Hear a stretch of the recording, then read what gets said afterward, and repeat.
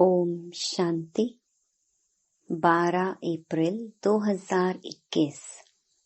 बाबा के महावाक्य।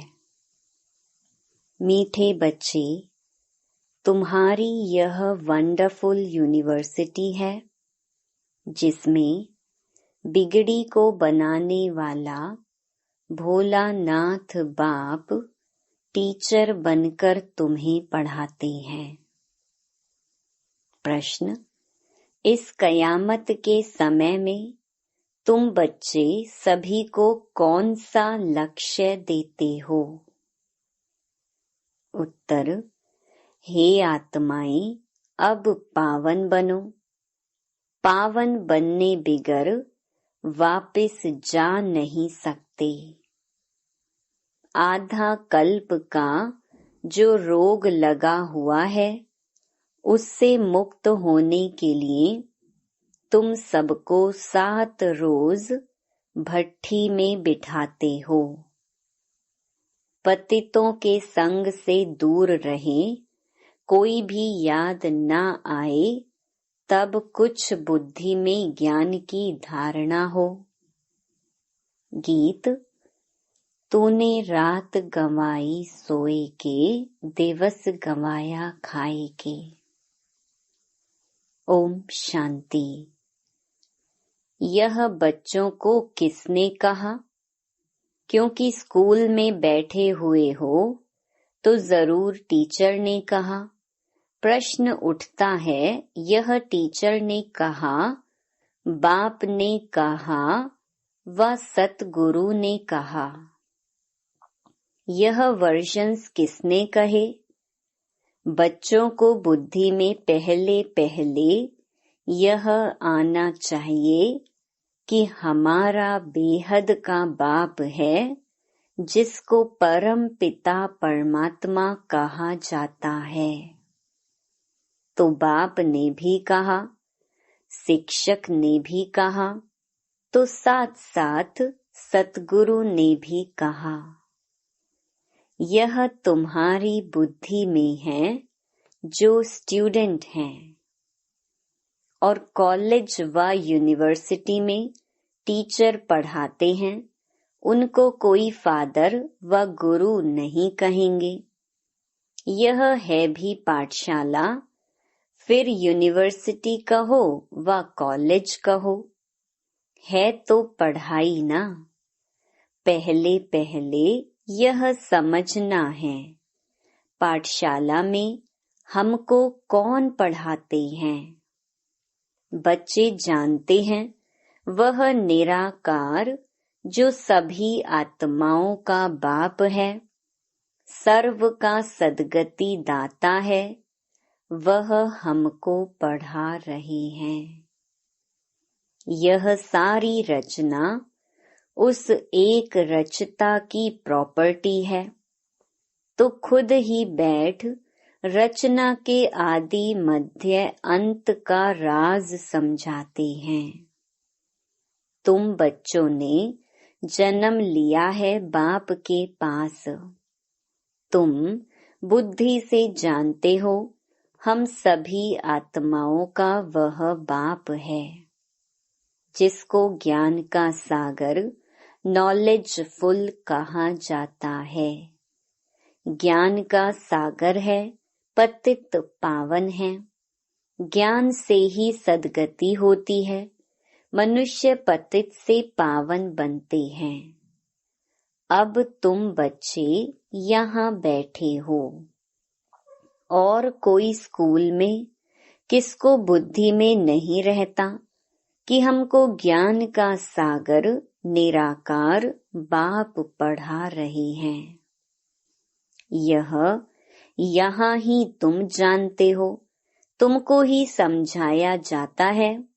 खास भारत और आम सारी दुनिया में ऐसे कोई भी नहीं समझेंगे कि हमको निराकार परमात्मा पढ़ाते हैं। उनको पढ़ाने वाले हैं ही मनुष्य टीचर। और फिर ऐसा भी ज्ञान नहीं है जो समझें हम आत्मा हैं, आत्मा ही पढ़ती है, आत्मा ही सब कुछ करती है। फलानी नौकरी आत्मा करती है इन ऑर्गन्स द्वारा। उनको तो यह रहता है कि हम फलाना हैं, झट अपना नाम रूप याद आ जाता है। हम यह करते हैं, हम ऐसे करते हैं। शरीर का नाम ही याद आ जाता है, परंतु वह रॉन्ग है। हम तो पहले आत्मा है ना, पीछे यह शरीर लिया है। शरीर का नाम बदलता रहता है, आत्मा का नाम तो नहीं बदलता। आत्मा तो एक ही है।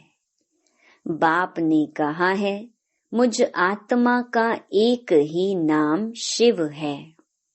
यह सारी दुनिया जानती है। बाकी इतने सब नाम शरीरों पर रखे जाते हैं। शिव बाबा को तो शिव ही कहते हैं बस। उनका कोई शरीर नहीं दिखाई पड़ता। मनुष्य के ऊपर नाम पड़ता है, मैं फलाना हूँ, हमको फलाना टीचर पढ़ा रहे हैं। नाम लेंगे ना। वास्तव में आत्मा शरीर के द्वारा टीचर का काम करती है। उनकी आत्मा को पढ़ाती है। संस्कार आत्मा में होते हैं। ऑर्गन्स द्वारा पढ़ाती है, पार्ट बजाती है संस्कार अनुसार।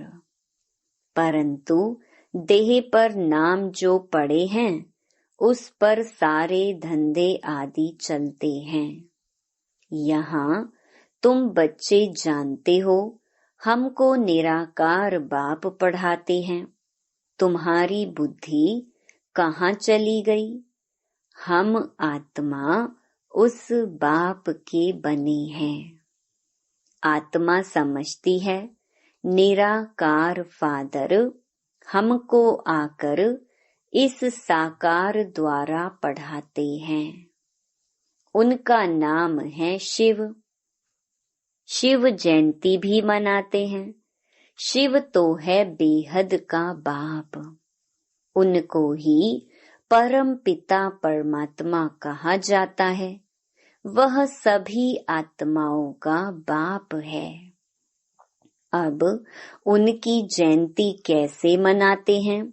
आत्मा शरीर में प्रवेश करती है, वह गर्भ में आती है, ऊपर से आती है, यह किसको मालूम नहीं पड़ता। क्राइस्ट को धर्म स्थापक कहते हैं। उनकी आत्मा पहले पहले ऊपर से आनी चाहिए। सतो प्रधान आत्मा आती है, कोई भी विकर्म किया हुआ नहीं है। पहले सतो प्रधान, फिर सतो रजो तमो में आते हैं, तब विकर्म होते हैं। पहले आत्मा जो आएगी, सतो प्रधान होने के कारण कोई दुख नहीं भोग सकती। आधा टाइम जब पूरा होता है, तब विकर्म करने लगती है। आज से 5000 वर्ष पहले बरोबर सूर्यवंशी राज्य था और सब धर्म बाद में आए। भारतवासी विश्व के मालिक थे। भारत को अविनाशी खंड कहा जाता है और कोई खंड था नहीं। तो शिव बाबा है बिगड़ी को बनाने वाला। भोलानाथ शिव को कहा जाता है, न कि शंकर को। भोलानाथ शिव बिगड़ी को बनाने वाला है। शिव और शंकर एक नहीं हैं, अलग अलग हैं। ब्रह्मा विष्णु शंकर की कोई महिमा नहीं है। महिमा सिर्फ एक शिव की है, जो बिगड़ी को बनाते हैं। कहते हैं मैं साधारण बूढ़े तन में आता हूँ। इसने 84 जन्म पूरे किए, अब खेल पूरा हुआ। यह पुराना चोला, पुराने संबंध भी खलास हो जाने वाले हैं। अब किसको याद करें? खत्म होने वाली चीज को याद नहीं किया जाता है। नया मकान बनता है तो फिर पुराने से दिल हट जाती है। यह फिर है बेहद की बात।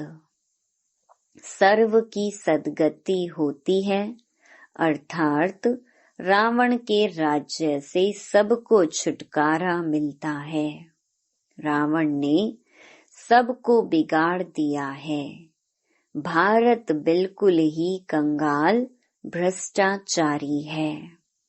लोग भ्रष्टाचार समझते हैं करप्शन, अडल्ट्रेशन को, चोरी ठगी को, परंतु बाप कहते हैं पहला भ्रष्टाचार है मूत पलीती बनना। शरीर विकार से पैदा होता है, इसीलिए इसको विशियस वर्ल्ड कहा जाता है।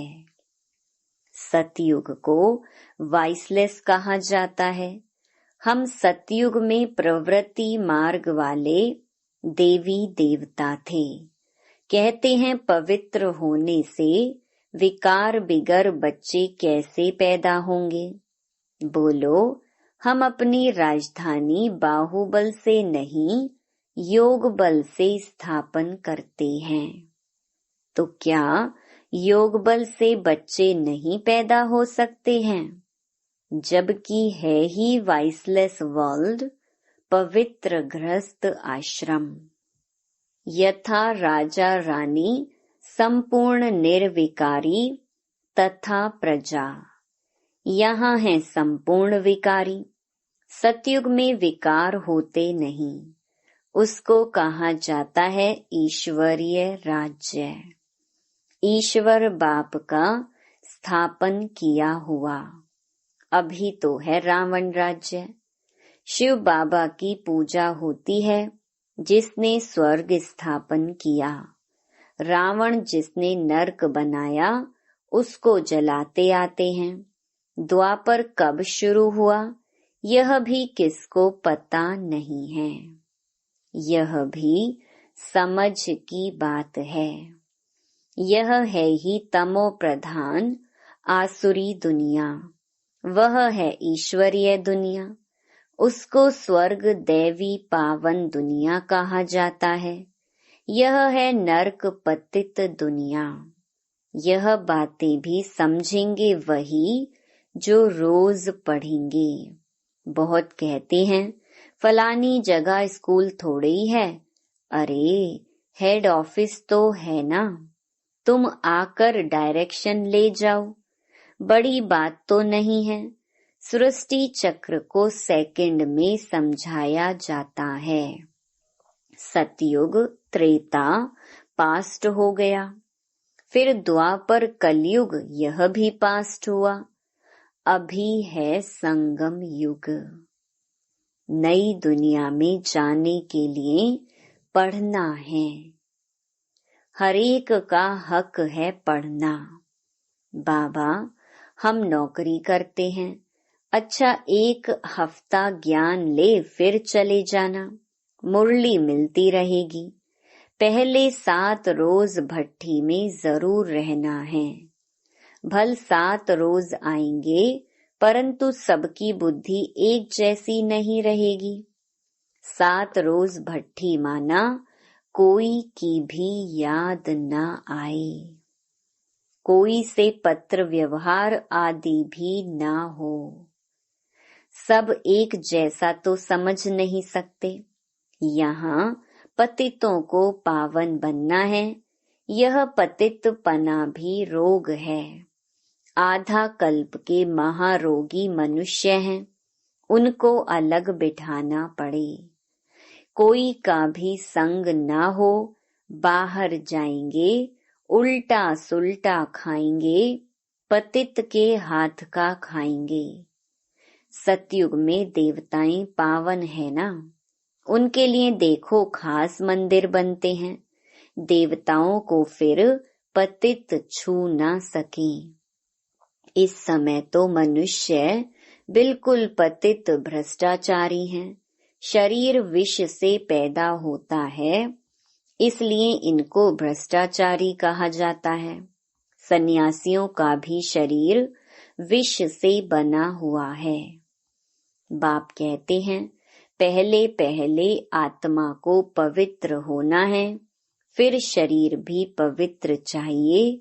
इसलिए पुराने इम्प्योर शरीर सब विनाश हो जाने हैं। सबको वापस जाना है। यह है कयामत का समय। सबको पवित्र बन वापस जाना है। भारत में ही होलिका मनाते हैं। यहाँ 5 तत्वों के शरीर तमो प्रधान हैं। सतयुग में शरीर भी सतो प्रधान होते हैं। श्री कृष्ण का चित्र है ना। नरक को लात मारना होता है, क्योंकि सतयुग में जाना है। मुर्दे को भी जब शमशान में ले जाते हैं तो पहले मुंह शहर तरफ, पैर शमशान तरफ करते हैं। फिर जब शमशान के अंदर घुसते हैं तो मुंह शमशान तरफ कर देते हैं। अभी तुम स्वर्ग में जाते हो तो तुम्हारा मुंह उस तरफ है। शांति धाम और सुख धाम, पैर दुख धाम तरफ हैं। वह तो मुर्दे की बात है। यहाँ तो पुरुषार्थ करना होता है। स्वीट होम को याद करते करते तुम आत्माएं स्वीट होम में चली जाएंगी। यह है बुद्धि की प्रैक्टिस। यह बाप बैठ सब राज समझाते हैं, तुम जानते हो। अभी हम आत्माओं को जाना है घर। यह पुराना चोला, पुरानी दुनिया है। नाटक पूरा हुआ माना 84 जन्म पार्ट बजाया। यह भी समझाया है कि सब 84 जन्म नहीं लेते हैं, जो आते ही बाद में हैं, और धर्म में जरूर उनके कम जन्म होंगे।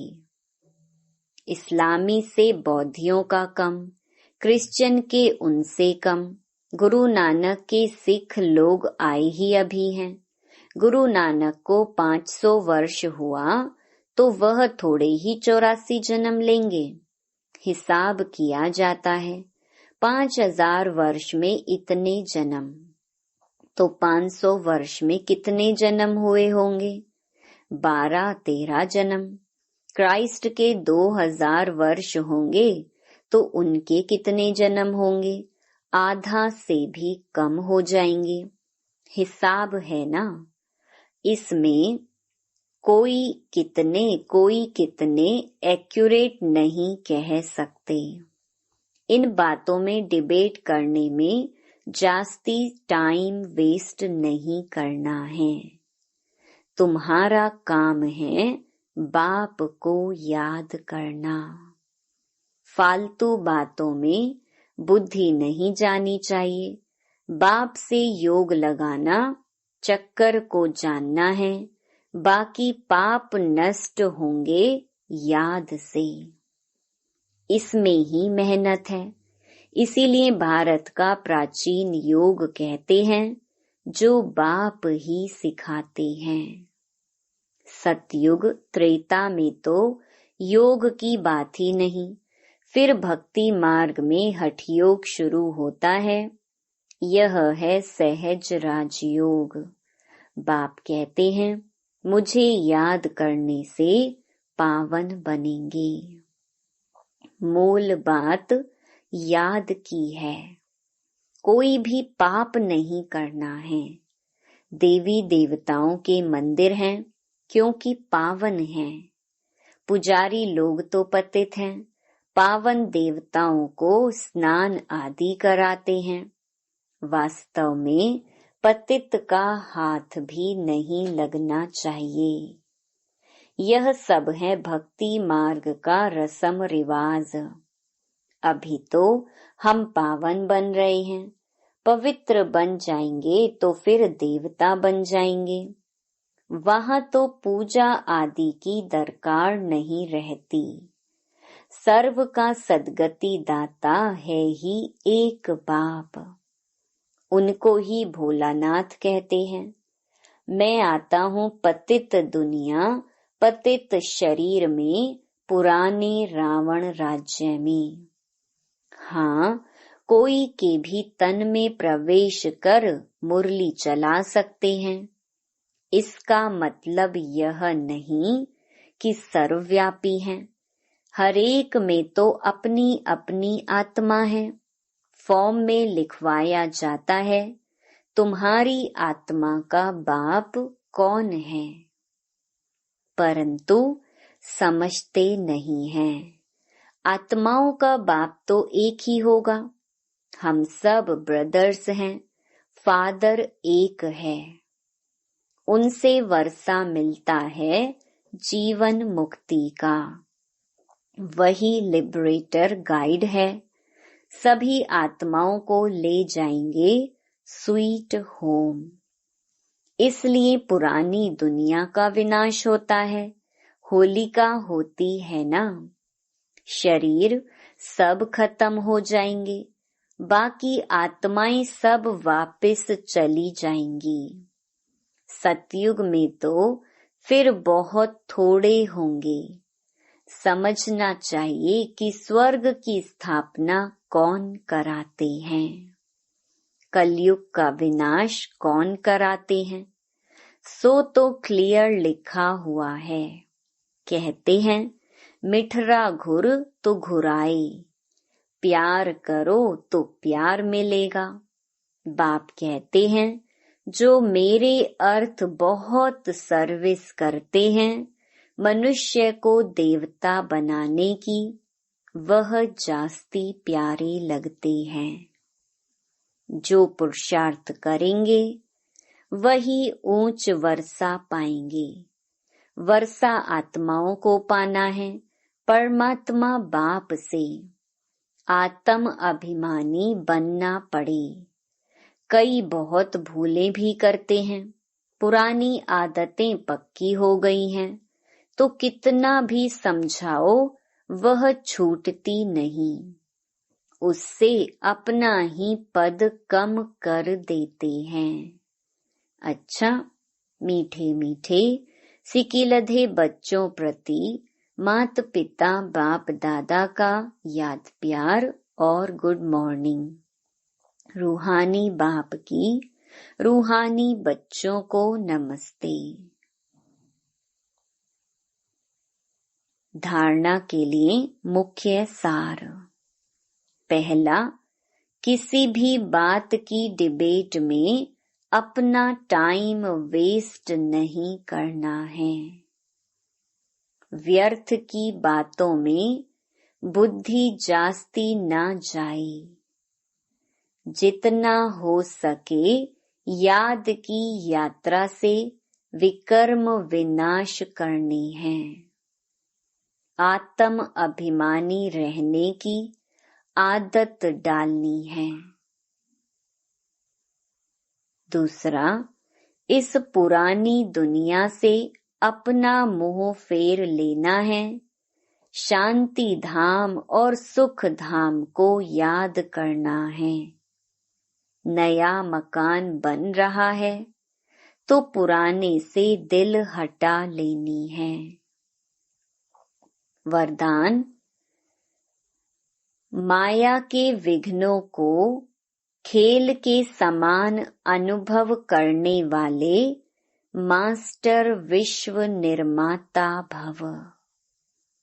जैसे कोई बुजुर्ग के आगे छोटे बच्चे अपने बचपन के अलबेलेपन के कारण कुछ भी बोल दें, कोई ऐसा कर्तव्य भी कर लें, तो बुजुर्ग लोग समझते हैं कि यह निर्दोष अनजान छोटे बच्चे हैं। कोई असर नहीं होता है। ऐसे ही जब आप अपने को मास्टर विश्व निर्माता समझेंगे तो यह माया के विघ्न बच्चों के खेल समान लगेंगे। माया किसी भी आत्मा द्वारा समस्या, विघ्न व परीक्षा पेपर बनकर आ जाए तो उसमें घबराएंगे नहीं, लेकिन उन्हें निर्दोष समझेंगे। स्लोगन: स्नेह, शक्ति और ईश्वरीय आकर्षण स्वयं में भरो तो सब सहयोगी बन जाएंगे। Om Shanti. To watch Peace of Mind channel videos on YouTube, subscribe us on youtube.com/tvpeaceofmind. Just a click for a peaceful life.